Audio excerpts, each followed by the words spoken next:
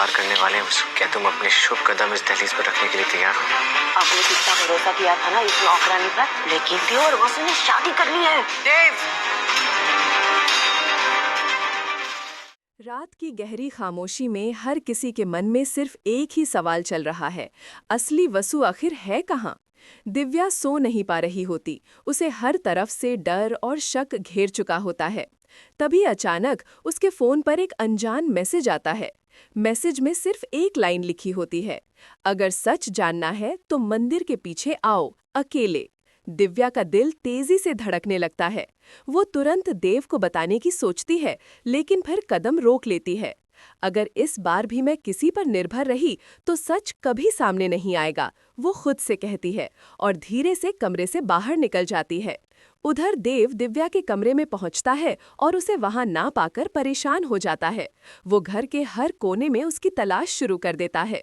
चंद्रिका दूर से ये सब देख रही होती है और ताना मारते हुए कहती है, जो झूठ होता है ना, वो एक दिन ऐसे ही भाग जाता है।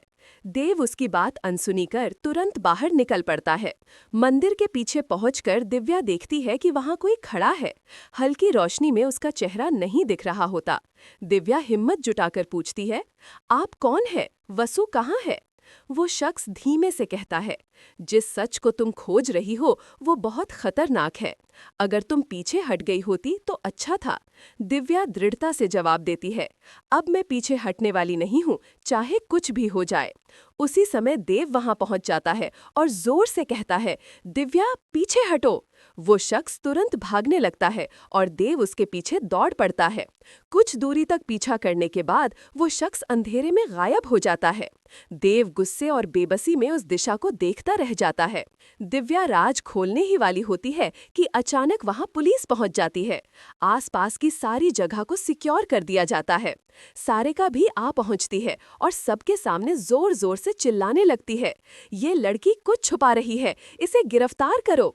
घबराई दिव्या कुछ कह ही पाती कि तभी देव उसके सामने खड़ा होकर पुलिस से कहता है, अगर इसे एक कदम भी छुआ तो बुरा होगा। सब हैरान रह जाते हैं। देव इस बार दिव्या के लिए खुले आम खड़ा हो चुका है।